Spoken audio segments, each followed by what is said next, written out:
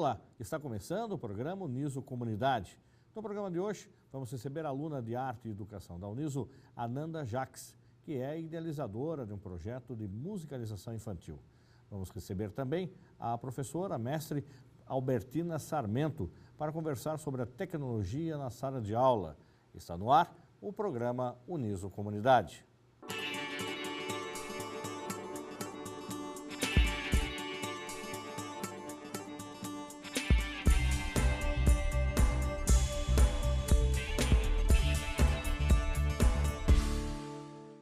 Nesse bloco recebo a estudante de música, Ananda Jacques, que vai nos contar sobre o projeto de musicalização infantil realizado por ela no Centro Cultural Quilombinho e também sobre a participação na organização da Feira do Beco do Inferno, que oferece gratuitamente diversas atrações culturais no centro de Sorocaba. Ananda, tudo bem com você? Tudo bem, e você? Tudo bem também. Ananda, conta pra gente por que você escolheu o curso de música na Uniso. Bom, eu desde criança me interesso muito por música e durante algum tempo eu achei que isso seria um hobby na minha vida, né? E quando eu fui fazer um outro curso e percebi que eu me dedicava mais e queria mais fazer música do que aquilo que eu estava fazendo numa universidade, né? O que era o curso? Psicologia. E aí eu procurei fazer um curso de música porque isso estava realmente em consonância com aquilo que eu já fazia, que eu já queria, né? E aí eu escolhi, né, o curso aqui da Uniso porque parecia para mim que era um curso plural, que ia dar para eu trabalhar tanto na educação como com projetos, né, as coisas que eu faço, e me aprimorar também enquanto musicista, enquanto compositora, né, e cantora. E quando é que nasce a música na sua vida? Você tem alguma veia artística que vem de família, pai, mãe, irmãos, parentes? Então, quando é que você começa a descobrir essa vocação musical? Bom, eu desde muito nova, desde meus 4, 5 anos, eu tenho algumas lembranças, eu criando melodias e cantando pela casa, criando canções, eu cantava na escola, e isso muito influenciada pelo meu pai que tocava violão, né, e me deu um violão quando eu ainda era criança, muito influenciada por meu avô, que era praticamente um musicólogo, assim, né? Ele era muito interessado em música, então ele me deixou muitos discos, muitos CDs de diversos gêneros musicais, assim, né? De diversas épocas. E meu tio também, quando eu era criança, a gente morava junto e ele estudava canto erudito, então aquilo também, né, reforçou. Minha mãe também sempre gostou, né? Já havia feito aulas de canto e também teve alguns envolvimentos musicais, e tudo isso foi me dando um caminho. E qual o gênero, de repente, que se tocava em casa, se ouvia em casa e que você começou a perceber que você tinha uma identificação maior ou vocês ouviam um pouco de tudo? Então, cada um ouvia uma coisa, né? Meu avô ouvia tudo, né? E meus pais eram mais voltados para a bossa nova e para o samba. E meu tio, ele era mais voltado para a música erudita e para o metal, para o rock. Então, eu cresci com diversas influências musicais, assim, desde o pop, o R&B, a música negra em geral, né? Tanto dos Estados Unidos quanto a música brasileira, afro-brasileira. Então, tudo isso sempre esteve presente na minha vida e eu sempre fui curiosa, assim, para buscar isso quando eu me tornei adolescente, me aprofundar, né? E aí, você particularmente, qual é o gênero que você mais gosta? Eu sou cantora de MPB, sou cantora de samba também, eu tenho um trio que a gente toca samba e música brasileira, a gente toca forró também, eu falo que são brasilidades, né? Então é isso que tem me chamado mais, mas eu gosto muito de jazz também, gosto de blues. O samba hoje, ele tem, pelo que eu estava lendo, mais de 20 segmentos dentro do samba, é isso mesmo? Tem samba de roda, samba de cantiga, o break, você tem o pagode, você tem o samba, a escola de samba. Como é que é? É uma variedade gigante isso, plural o samba? E não é de hoje, na verdade, né? Desde que ele surgiu de uma maneira muito plural, né? Então, o samba, o jeito que ele surgiu, e no Brasil, né, a gente entende que ele veio do semba, né? Que era um ritmo africano, mas ele não veio puramente do semba, ele se misturou com outras influências que a gente tinha aqui E aí deu origem a muitos tipos de samba. Então, assim, eram sempre atividades que envolviam dança também, né? Sempre uma música muito corpórea, né? O samba, né? Aí entra um pouco de maracatu. Sim. Samba. Jongo, né? Então, tudo isso, assim, todas essas manifestações que eram também danças, né? E aí você começa a fazer um projeto independente de estar no curso de música, mas no Quilombinho aqui em Sorocaba. Como é que surgiu, de repente, o Quilombinho também na sua vida? Não surgiu de uma maneira exatamente independente do curso, não. Foi totalmente a ver com o curso, porque eu faço a prática do meu trabalho de conclusão de curso lá no Quilombinho. Então, eu vi na universidade um espaço, né, uma oportunidade para fazer uma pesquisa que eu gostaria de fazer, né? E daí eu procurei o pessoal do Quilombinho, sempre fui muito bem recebida e comecei a levar essas práticas para lá. O que é qual é o mote do seu TCC? Qual é o tema do seu TCC? É a cultura afro-brasileira na musicalização. Então, eu levo para as crianças lá que estão no Quilombinho no contraturno escolar, eu levo para elas algumas atividades de noção de propriedades de som, noções musicais, né, de fazer criativo musical. Então, sempre assim, a pedagogia musical que eu tento seguir, né, ela é muito motivada pela prática e muito motivada pela pessoa se emancipar, né, enquanto estudante de música, né? Uma aprendizagem muito voltada para a pessoa se ver como capaz de criar músicas, né? Se ver de uma forma mais autônoma. Então, ela não é uma forma muito convencional, né? Se a gente for pensar na pedagogia musical mais antiga, né? Do século XIX. Então, esse projeto seu ele tem o quê? Como objetivo fazer o resgate da ancestralidade afrodescendente, é isso? Também. Sim, ao mesmo tempo que musicaliza, né, que as crianças vão tendo noções e vão aprendendo música, vão também tendo um repertório, né, afro-brasileiro.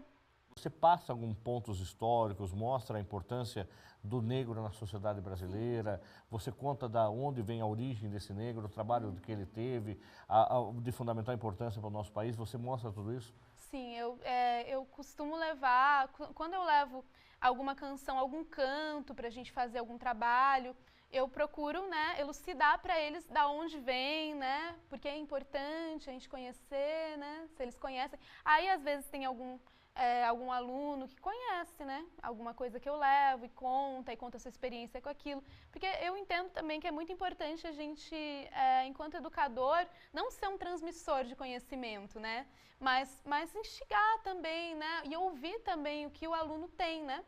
Por exemplo, tem um aluno lá que ele vem do Haiti, ele já teve um contato com algumas outras coisas que ele pode contar pra gente, que não são da cultura brasileira. Então, também estar aberta a essas novidades que os alunos trazem também e contextualizá-las para a aprendizagem de todos, né? O professor mais ensina do que aprende ou mais aprende do que ensina? Mais aprende do que ensina. E você já percebeu isso? Ah, totalmente. E com esse conhecimento que você está adquirindo, até nessa troca com eles, você tem usado algumas coisas também nas suas performances, no seu grupo que você tem? É uma boa pergunta. Eu acredito que sim. Acho que, por enquanto, de uma forma mais inconsciente, indireta, mas eu acredito que tenho sim. Tanto desde pensar o repertório, né, com o trio, né, o que o repertório vai trazer, né, em questão de letra, né, quando a gente se apresenta muito em bares, né, mas o entretenimento, ele não é só o entretenimento, né, ele é cultural, ele traz uma vivência para as pessoas que estão ali, às vezes, simplesmente para tomar uma cerveja, né, e ouvem aquilo que não conhecem ou aquilo que podem vir a conhecer. Já aconteceu muitas vezes, assim, comigo. Já teve, inclusive, recentemente, teve um menino que me viu numa outra situação que eu não estava cantando e veio me agradecer porque ele conheceu Elza Soares a partir de mim.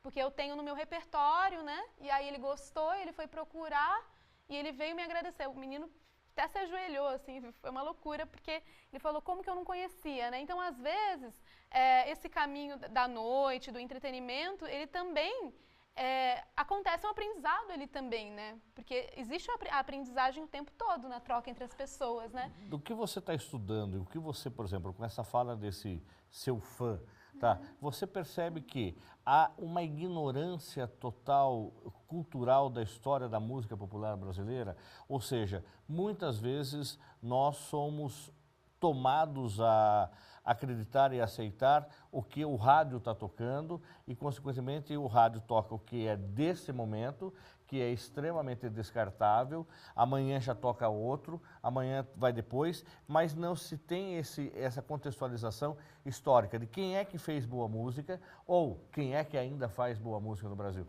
Como é que você discute isso no curso e como é que você discute isso com seus colegas de grupo e ainda mais tendo a oportunidade agora de ensinar para as crianças ouvir música de qualidade? Tá, então são 3 partes, né? Aqui na universidade, a gente tem a oportunidade de, em algumas disciplinas, né? Por exemplo, eu estou tendo agora Regência Coral 2. A gente tem a oportunidade de trazer algo do nosso repertório para trabalhar em sala. Então, a gente tem esses momentos, assim, de mostrar o que a gente ouve, né, o que a gente quer trabalhar. Então, acontece essa troca naturalmente na universidade, né? Com o trio, né, com o repertório que eu toco na noite, a gente tem uma pesquisa, né? Ontem mesmo a gente estava ensaiando, aí a gente estava conversando sobre, vamos colocar músicas, tem algumas músicas que a gente fala dos orixás, né? Vamos colocar, então, uma de cada orixá que a gente for lembrando, né? Para ficar uma coisa também para trazer para as pessoas, né? Então, a gente vai pensando num repertório que traga questões que estão um pouco esquecidas pela mídia atualmente, né? Na verdade, essa questão dos orixás, ela era da mídia. Se você pegar os anos 70 aí, né? Antigamente, com Vinícius de Moraes, falava-se muito, né, canto de Ossanha, falava-se muito na questão dos orixás, na questão da religiosidade de matriz africana na mídia. E hoje isso não está tendo mais esse espaço, né? Então a gente sempre pensa, assim, a gente sempre tem uma criticidade para fazer o repertório, para ele não ficar também, assim, muito lado B, né? Algo que as pessoas querem cantar junto, mas para ele também tomar uns caminhos de que legal, nossa, quanto tempo que eu não ouvi essa música, ou então não conheço essa música, né? Para ele também ter esse caminho. Com as crianças é um pouco diferente. Por quê? Porque eu parto do que elas trazem. Então, por exemplo, se uma criança me traz um funk que ela gosta, isso já aconteceu várias vezes, um funk brasileiro, eu não vou falar que isso é ruim. É muito longe de mim, e eu nem considero, eu não tenho esse tipo de julgamento assim comigo.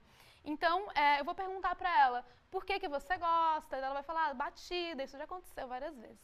Daí eu vou mostrar para ela, por exemplo, uma ukulele, que tem praticamente o mesmo padrão rítmico do funk brasileiro, assim, né?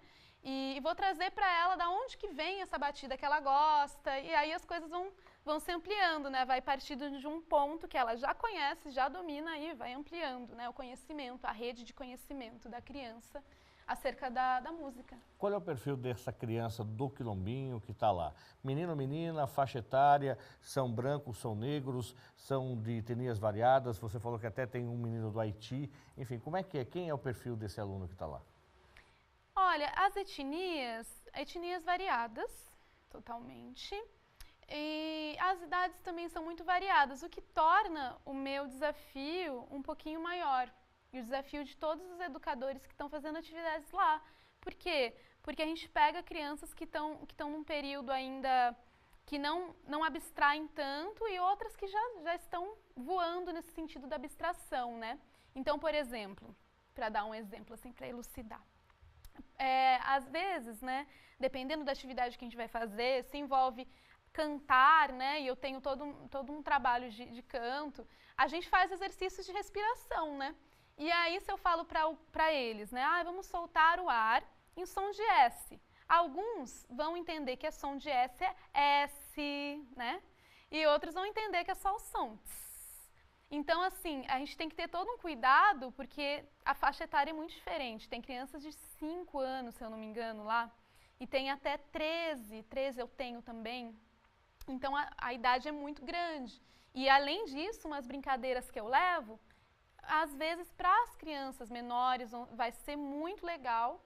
E para as crianças que já estão ali, né, na pré-adolescência, não vai ser tão legal assim, porque elas podem achar um pouquinho bobo, mas elas recebem muito bem. Mas tem esse desafio da idade. E o que você está ouvindo, Ananda? Particularmente, você tem hoje, olha, eu curto muito ouvir isso. O que você está ouvindo? Tá. Das músicas internacionais que eu ouço muito Esperanza Spalding, que é uma cantora e contrabaixista que eu gosto. Das músicas nacionais, esse novo álbum da Elza Soares, eu ouço bastante. Eu ouço bastante Jussara Marçal também, que é uma cantora brasileira. Eu ouço muito samba atualmente, né? Porque eu tenho que ter essa... É uma escola para mim, né? Algo muito... Tem muita gente nova fazendo coisa boa? Tem, muita. Inclusive amigos meus. Inclusive amigos meus. E aí, como é que é o nome do seu trio lá? É Ao Vivo e a Flores. Ao Vivo e as Flores. Ah, que legal. E você, por exemplo, pode dar uma palhinha de uma música que você gosta, que você canta muito, que o pessoal curte, até como você diz, cantar junto? A carne mais barata do mercado é a carne negra. A carne mais barata do mercado é a carne negra. A carne mais barata do mercado é a carne negra. A carne mais barata do mercado é a carne negra. Que vai de graça pro presídio e pra debaixo do plástico. Que vai de graça pro subemprego e pros hospitais psiquiátricos. A carne mais barata do mercado é a carne negra. A carne mais barata do mercado é a carne negra. Quem canta essa música? Elza Soares. Tá, e nesse novo disco ela tá... Não é nesse. Não é? Não é nesse. Esse Já é coisa mais velha? É do Coques até o Pescoço, que eu acho que é um disco de 2004, talvez. É uma letra de protesto? É uma letra de protesto. E a pessoa entende, de repente, consegue pegar, de repente, que é o negro sendo, mais uma vez, sendo prejudicado e que a Aida está resgatando a história da escravidão, tudo nessa letra? Então, a pessoa... Depende do cabedal cultural da pessoa. Tô brincando com isso porque tem uma professora que fala o cabedal cultural.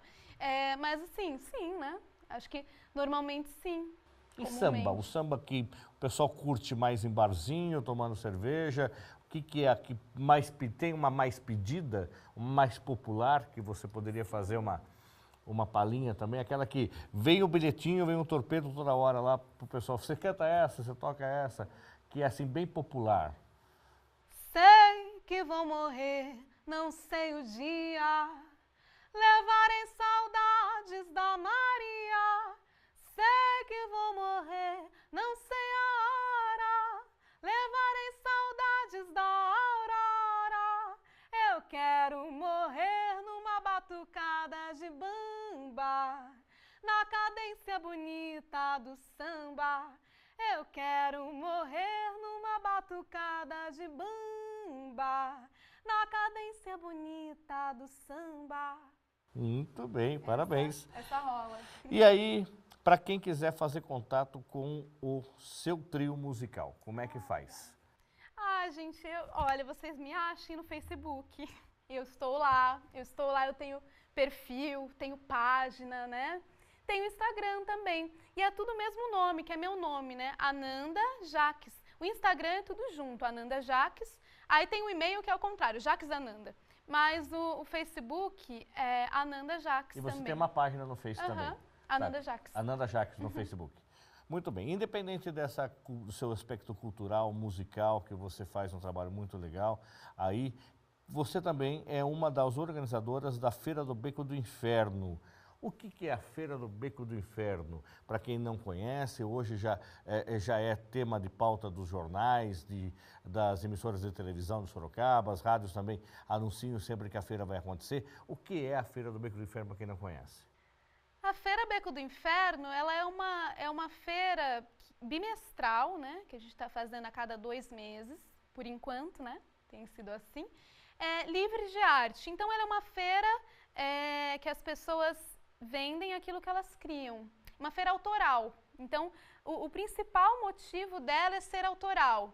Então, a gente tem lá a rua, né? Rua Leite Penteado. E por que veio acontecendo a Leite Penteado? Isso não foi ideia minha, isso foi ideia da Lígia Maser e também da Flávia. Elas tiveram essa ideia e aí elas compartilharam com quem quisesse somar, com quem quisesse ajudar na realização. E aí, desde o início, desde a primeira feira, eu estou na organização, porque eu me interessei, falei, nossa, isso tem tudo a ver com o que eu acredito, né? E arte na rua, arte de uma maneira livre, mas democrática, né? E autoral, né? Então, as pessoas levam suas coisas que são artesanatos, né? Obras de arte, que criam. Tem comida também, vendem, né? As pessoas fazem comida e vendem a comida, sempre com opção para quem é vegetariano, para quem é vegano, né? E as pessoas que se apresentam levam uma banda autoral, né? Música autoral, levam danças que criam, né? Performance que criaram. Então, assim, as apresentações, elas são de artes cênicas, são de música, são de dança, são de todas as linguagens, poesia, né? Mas sempre priorizando a arte autoral. Então, a feira, ela acontece nesse sentido. E o horário de funcionamento da feira? É da 1 da tarde, né? Das 3 às 20, né? Costuma ser sempre esse sábados, horário. Né? Aos domingos. Aos domingos. É sempre domingo. Tá, por causa de um atrapalho do centro ali, o trânsito, né? A gente tem feito feiras temáticas, né? Agora a gente vai para a 9ª feira, que vai ser a feira da consciência negra, né? Que a gente vai fazer. Agora, dia 19 de novembro.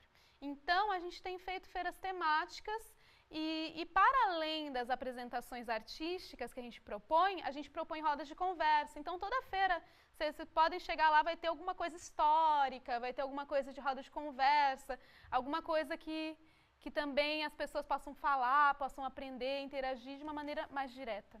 E também quem quiser participar da feira, também faz um contato com você pela sua página, pelo seu e-mail? Aí tem a página da feira e o e-mail da feira. Tá, né? Qual que é?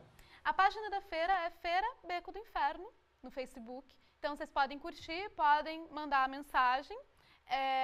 E o e-mail é feirabecodoinferno@gmail.com. Então, assim, a feira, a gente abre inscrição para os artistas expositores, tá? Vai abrir essa inscrição, vai acontecer. E aí a gente divulga na página. Então, é legal curtir lá e acompanhar a página se tiver interesse em participar. Quem quiser também ouvir você em algum barzinho em Sorocaba, vocês têm um barzinho único que vocês tocam em que dia? Ou você está na noite e de repente está variando de bares aí?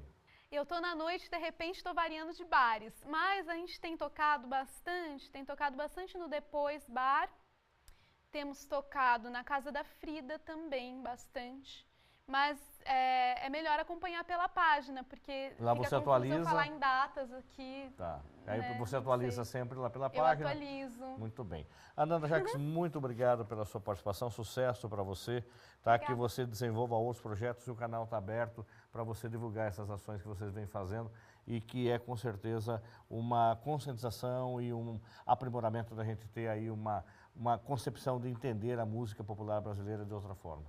Obrigada. Parabéns. Nós vamos para um rápido intervalo e o News Comunidade volta já.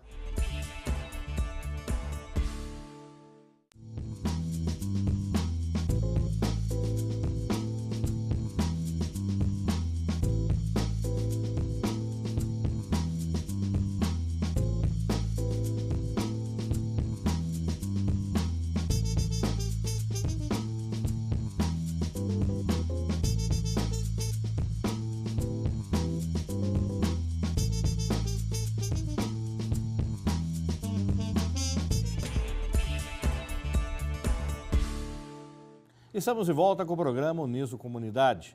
Nesse bloco estamos recebendo a pedagoga Albertina Sarmento para conversarmos sobre o uso da tecnologia na sala de aula, dessa geração que já nasceu com o computador em casa, com o celular já na mão.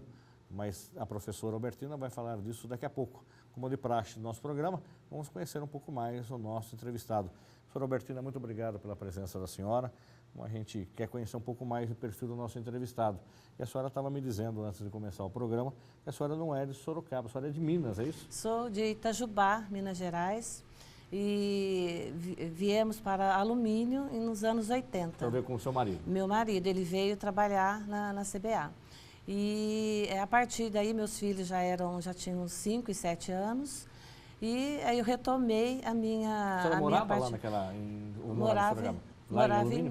Morava em alumínio. Morei 27 anos em alumínio.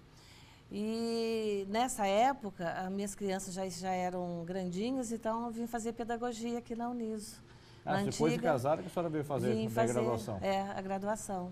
A senhora fez aqui na Uniso Fiz mesmo? aqui na Uniso. Tá aqui, não é? A senhora lembra? Foi nos anos 86, 87. E daí a senhora já começou a trabalhar como professora? Já iniciei meu trabalho como profissional, né? Eu tinha feito o magistério, né? Um antigo curso normal.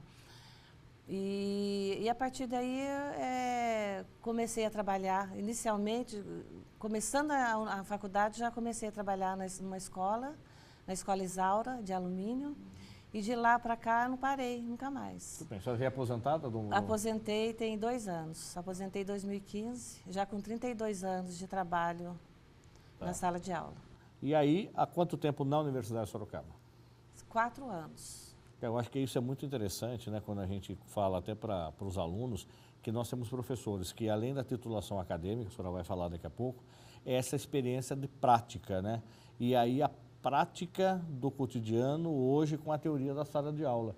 A senhora acha que isso é fundamental? Eu tenho certeza que o aluno também, a senhora tem essa vivência que a senhora consegue fazer essa leitura do que é a teoria e do que é a prática. Exatamente, isso é muito importante. Quando estamos fazendo estágio ou iniciando o trabalho, né, na educação, nós conseguimos fazer essa conexão da teoria com a prática. Agora, a senhora, inclusive, tem vários cursos de pós-graduação, é isso? Tenho. Eu estou vendo aqui, a senhora tem pós-graduação em Administração de Recursos Humanos, pós-graduação em Docência pela Faculdade Pitágoras, pós-graduação em Mídias na Educação pela Universidade de São Paulo, tem ainda pós-graduação em Gestão Municipal e mestrado em Educação, é isso? É. Muito bem. Professora, desta criança que quando a senhora começou a dar aula, há 30 anos, tá? Há 32 que a senhora falou que concluiu até se aposentar, da criança 2017. Como é que é? O que mudou? Aquela criança era mais calma, ela era mais inteligente, ela era mais atenciosa, ou o professor era diferente, a criança era diferente dessa criança e desse professor de hoje? Houve, né, uma evolução muito grande. Por exemplo, a criança antes, ela tinha as mesmas características, porque as crianças elas têm uma necessidade muito grande de desenvolver habilidades importantes, que são, por exemplo, a parte social, a parte afetiva, cognitiva, a parte física. Então a criança é sempre muito agitada, ela precisa desse movimento. Não mudou, isso não mudou. Não mudou, isso não mudou, né? Da necessidade da criança. O que mudou foi que a criança antes, ela tinha mais espaço, né? Ela brincava nas ruas, ela tinha assim um espaço muito maior de brincadeiras. E a criança hoje, ela fica muito confinada, né? Nos espaços pequenos. Inclusive as casas estão diminuindo. As casas diminuíram, né? Os filhos também diminuíram, né? O núcleo familiar diminuiu. Então, a parte social, afetiva e cognitiva, às vezes, ela é feita na escola. A escola dá mais essa atenção do que, às vezes, dentro da casa. Porque a casa, ela fica mais envolvida com a tecnologia, né? A televisão, o computador, os joguinhos, né?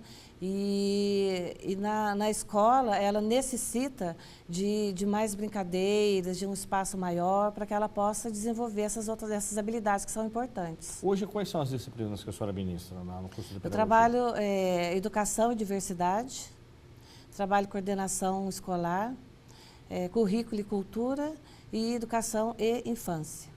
Aí, nessa infância dessa criança que antigamente tinha um quintal grande na casa, ou tinha a rua para brincar, tinha a pracinha, e hoje ele está confinado num apartamento de 50 metros quadrados. Quem sabe tem um player, né, do prédio para ele brincar um pouquinho. O pai e a mãe de 30 anos é diferente do pai e a mãe de hoje? O pai e a mãe de antes, eles conversavam mais com os filhos, contavam as histórias, né? Tinha aquele momento de contar os causos, né, da família. E hoje, os pais, esses pais dessas crianças pequenas já são também da era digital. Eles estão também conectados. Então, eles, às vezes, ficam muito tempo conectados também nessas redes sociais e as crianças ficam ali também sem muito essa interação familiar. Ela perde um pouquinho essa interação familiar. E, consequentemente, isso faz com que, de repente, esse pai e essa mãe terceirize a educação da criança para a escola? Muitos pais terceirizam. Eles acreditam que é a escola que tem que dar conta de todas essas... Não é papel da escola? Ensinar o bom dia, boa tarde, boa noite, sentar de forma correta numa mesa, pegar num talher, falar sim senhor, sim senhora, não é o papel da escola? A escola pode fazer isso também. Pode fazer, tem que fazer hoje, não tem como. Não, tem que fazer, né? E a escola, na verdade, ela, de uns anos para cá, ela globalizou, né? Ela não trabalha só os conteúdos, ela trabalha também outras questões. E até por nossa lei, né, tanto os temas transversais dos PCNs, dos parâmetros curriculares, eles incentivam isso, que o professor trabalhe também essa parte que antes era só da família, né? Então, não sei se por conta disso, os pais estão terceirizando, né? Ou por conta também da falta de tempo, de interação com os filhos. Né, essa correria do mundo moderno faz com que as pessoas, às vezes, fiquem dentro da casa, mas fiquem isoladas. Cada um no seu tablet, né, cada um no seu celular, cada um no seu quarto. Às vezes, no quarto tem televisão, tem todos os equipamentos necessários. Né? Então, acredito que nós estamos criando assim, uma geração que está aprendendo a viver sozinha. E, consequentemente, a partir do momento que ele começa a aprender sozinho, que ele não tenha mais a necessidade do relacionamento físico, da brincadeira física, porque ele pode jogar até bola virtual, né, que ele pega um time aqui com um outro coleguinha, outro amiguinho de qualquer lugar, ou a menina participar de qualquer game também aqui com outro disputando com qualquer outra pessoa no lugar do planeta. O relacionamento das pessoas tende a dificultar mais para frente? Eu acredito. Acredito, porque o olho no olho tem uma importância muito grande. Quando nós conseguimos interagir com o outro, nós nos conhecemos melhor, né? O outro nos faz conhecer melhor. E essa interação, olho no olho, o enfrentamento, né? A solução de conflitos, de problemas. Então, isso... Não dá para deletar, né, professora? Isso não dá. Isso tem que acontecer na interação. Agora, o uso dessa tecnologia, é possível dosar? A senhora orienta os professores, explica para os professores, os alunos professores que estão de pedagogia, que vão se tornar professores, como é que eles vão dosar? Recentemente, o Estado autorizou o uso de internet em sala de aula, ou seja, as escolas estaduais vão ter agora a rede, como nós temos na universidade, que o aluno pode acessar via celular, enfim. E aí vem uma outra discussão antes disso. O aluno vai ficar disperso, ele vai parar de prestar atenção no professor para ficar nas redes sociais dentro da sala de aula. A senhora acredita que é possível continuar dando aula com o aluno conectado? É responsabilidade de quem? Da boa aula ou da atenção do aluno? Eu acho que os dois, sabe por quê? Não tem como negar hoje o uso da internet. Não tem como ignorar, né? E os alunos nossos hoje, eles têm um acesso muito rápido. Eu acredito que o trabalho do professor usando a pesquisa, né, tem muito mais valor, às vezes, do que a explicação na lousa, por exemplo, ou o livro didático, que às vezes não contempla a necessidade do momento. Então, a pesquisa, boa pesquisa. Né? Então, o professor ele tem que orientar o aluno a usar bem o equipamento. Quer dizer que o professor também tem que saber como usar a ferramenta. Exatamente. Ele também tem que ter pesquisado em casa, ele tem que ter preparado a aula da mesma forma. Exatamente. Ele entrou no site, ele sabe que esse site é bom, Isso. Esse caminho aqui é bom, vamos entrar no site e tal, Exatamente. né? Através desse... desse caminho a gente vai chegar a uma resposta positiva. Exatamente. Que então, se deixar com autonomia, vai procurar qualquer bobagem. Porque eles não têm maturidade, né, ainda. Então, o professor ele tem que encaminhar. Tem idade, professora? A senhora acredita que, de repente, com qual momento o aluno pode e deve, esse estudante, essa criança, usar dessa tecnologia, dessa ferramenta em sala de aula? Olha, na sala de aula, hoje a educação infantil já utiliza algumas escolas, tem laboratórios. Quantos anos são? É de 4 a 5 anos. Tem jogos específicos para desenvolver algumas habilidades nas crianças, né? Mas a educação infantil, na minha opinião, ela precisa trabalhar mais o lado do desenvolvimento afetivo, desenvolvimento físico. Então, as brincadeiras, elas promovem muito esse desenvolvimento, né? A oralidade, E a escrita? E a escrita... Há necessidade ainda da criança aprender a escrever a caneta? Ou porque ele digita tudo? Dizem alguns especialistas que nós nos apropriamos mais do conhecimento quando nós escrevemos. Então, eu acredito que... né, ainda não está descartado. Ainda não está descartado. Tanto que nos Estados Unidos houve essa intenção de descartar, né? E agora eles retomaram, porque perceberam que a escrita ela tem a sua importância também. Então, hoje, por exemplo, o curso de pedagogia da Uniso, que a senhora é professora, ainda ensina jogos, brincadeiras, utiliza das ferramentas de artesanais para poder a criança também aprender e se alfabetizar? Exatamente, utiliza ainda. Isso é fundamental, a senhora acha que isso não vai ser descartado, não deve ser descartado? A criança precisa manusear, né? Ela precisa, com os sentidos que nós aprendemos. Então, a criança precisa usar o tato, ela precisa pensar aquilo que ela, né? Vivenciar aquelas situações. Então, ainda é necessário. Agora, esse professor, ele vem sofrendo também, a senhora percebeu, enquanto docente, enquanto professora de escola, de sala de aula, e agora na universidade, esta educação para este aluno da Uniso, do curso de pedagogia, também vem mudando? Vem mudando. Tem que mudar? Tem que ir adaptando a situações sociais. Né? A sociedade muda. O que mudou mais, a senhora acredita? Mudou, por exemplo, quando eu fiz pedagogia, né? Nós não tínhamos muito essa parte prática que hoje a Uniso oferece. Então já se sabe, né, já percebe que o aluno ele precisa vivenciar também situações práticas dentro da sala de aula e além do estágio que ele já é obrigado a fazer, né, durante o curso. Então, o que mudou muito no curso de formação de professores é justamente essa questão da prática. De vivenciar, de perceber, de observar, de pesquisar mais sobre essas questões, né? E até de registrar, de fazer pesquisas e escrever também. Então, isso é importante, né? Também para o professor, o futuro professor. O professor tem aula hoje, por exemplo, do uso dessa tecnologia e como ele pode usar bem essa tecnologia em sala de aula? Ele tem uma matéria que é tecnologia específica, né, com outro professor especializado dentro do curso. Isso hoje é necessário e fundamental, independente se ele vai dar aula numa escola pública ou numa escola privada?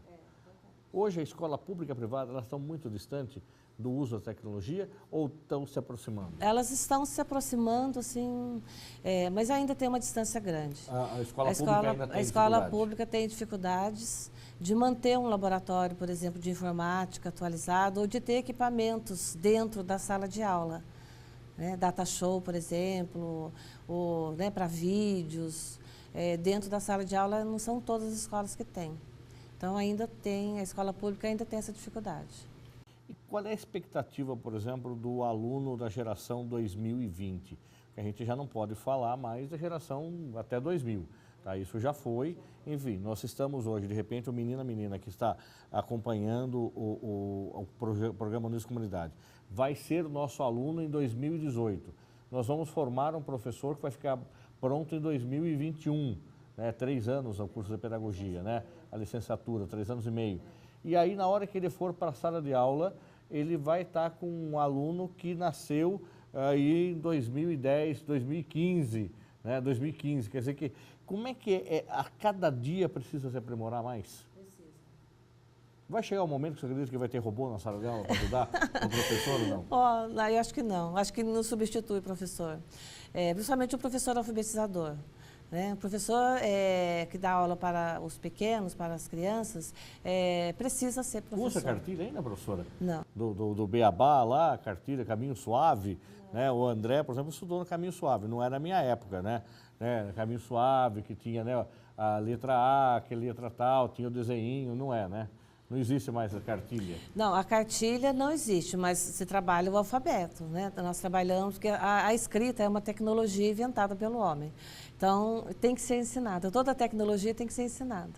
Então, as crianças, elas aprendem a ler e escrever conhecendo as letras, sabendo como que as letras se juntam, né, para formar as sílabas e as palavras. Então, é desse jeito que eles aprendem.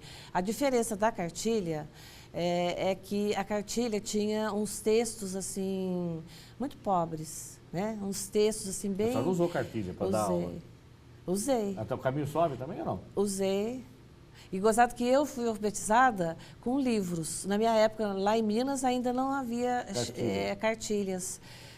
Na época que eu fui alfabetizada. E depois, quando eu fui alfabetizar, eu usei as cartilhas. Quer dizer que daí a senhora percebe que a senhora começou a dar aula com cartilha e mudou o formato. E hoje faz com que o aluno pesquise mais também? Faz. Isso é exigido do aluno para ele levar tarefa para casa? Isso ainda existe? Existe ainda. A lição de casa? Existe. Qual a importância da lição de casa? A lição de casa, ela, de repente, é um momento de estimular uma hora de estudo dentro de casa. Porque só a escola não dá conta de todo o conhecimento, né, todo o conteúdo. Hoje nós temos assim, uma imensidão de conteúdos. E o tempo escolar, ele é pequeno, se você for comparar com a quantidade de conteúdos a serem trabalhados. Então, o professor, ele aproveita, né, e para que o aluno passe alguma pesquisa, algum trabalho, para que o aluno também crie o hábito de estudar sozinho também, em casa, não só Agora, só então, na escola. sozinho ou precisa do pai e da mãe, sozinho, de alguém ao lado? Às vezes, tem criança que necessita de uma ajuda, mas ajuda, não para fazer os trabalhos. Quem tem que fazer os trabalhos são as crianças, são os alunos. A partir de que momento a criança leva o trabalho para a lição de casa para casa? A partir do momento da alfabetização? Da alfabetização. Às vezes ela precisa fazer algumas pesquisas, precisa, né, procurar algumas letras, por exemplo, nas revistas, nos jornais. Isso vai estimulando também o uso de diversos gêneros, né? Vai saber que existe revista, que existe jornal, que os livros, né? Então elas começam... Qual a importância da nota? Você discutiu muito um tempo atrás, inclusive na própria universidade, ela entrou naquela Viber que era tirar notas e vamos entrar no conceito. Então nós temos aí o aprovado e o reprovado. Depois o Estado, uma época, não sei se ainda é assim, era a letra A, B, C, D e E. Depois aí começou a se dar nota de novo. Não, agora tem que ser 0 a 10. A universidade voltou a dar nota de 0 a 10. Qual é a senhora, enquanto a professora Albertina, o que pensa? É nota ou é conceito? Olha, eu prefiro a nota também, porque a nota ela é mais justa, ela é mais clara, né? E o conceito... A senhora fraciona a nota? 9,5, 8,75? Coloco, não, 9,5, de meio e meio só. Meio e meio. Não de 0 a 15? Não, isso não. Né? A senhora acha mais justo por quê? Eu acho mais justo, porque o aluno tem uma clareza maior onde ele está acertando, onde ele está errando, onde ele precisa melhorar, né? E o conceito, ele não é muito claro. Né? E como é que você transforma a letra em número, né? Porque daí voltava a tese, né? É. Aí você dá valor para a letra, né? Letra A vale nota 10, a letra B vale nota 8.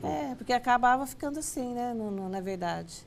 E a intenção de fazer a questão do conceito, né, era para, na verdade, estimular o aluno a desenvolver as atividades. Então, tinha o conceito, mas teria que ter também junto a observação do professor.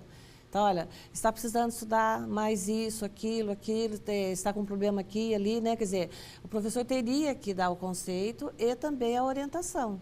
Aí seria justo, né? Mas o que aconteceu é que não só dava, o aluno tinha acesso só ao conceito, ele não tinha acesso a essas orientações. E como a escola pública, principalmente a escola pública, que é uma quantidade enorme de alunos, os professores não dão conta de dar essa devolutiva para o aluno. Qual é a quantidade ideal que a senhora acredita, que a senhora orienta, inclusive fala para os seus alunos hoje do curso de pedagogia, até pela experiência que a senhora já teve?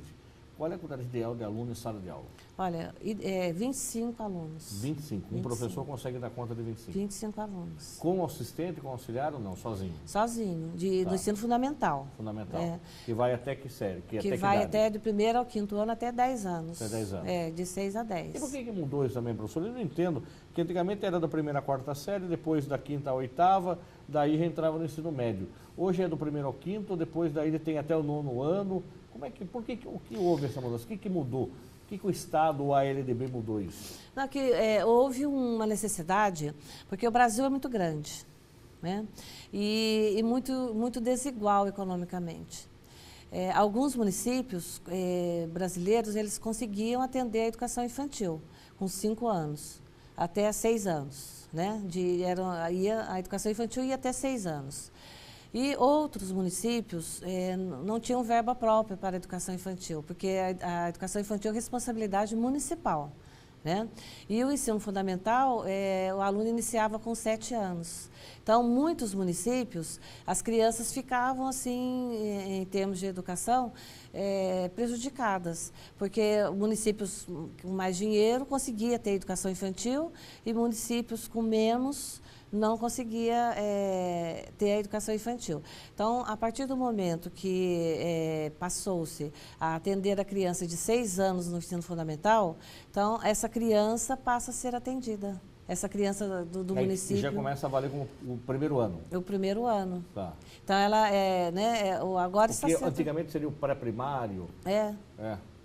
Né? E daí ela já começa a ser inserida no ensino fundamental, lógico que respeitando a idade, né, as singularidades da criança, e ela tem oportunidade, os municípios, então, eles têm uma situação melhor, porque o ensino fundamental ele é garantido pelo... Então, não é que aumentou o prazo, não é porque antigamente você fazia um ciclo de 8 anos, que agora mudou. Não. Não?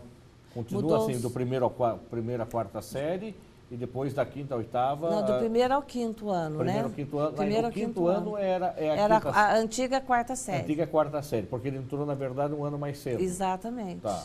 E Okay. depois ele vai para os anos finais, que é o 6º, o 7º, o 8º e o 9º.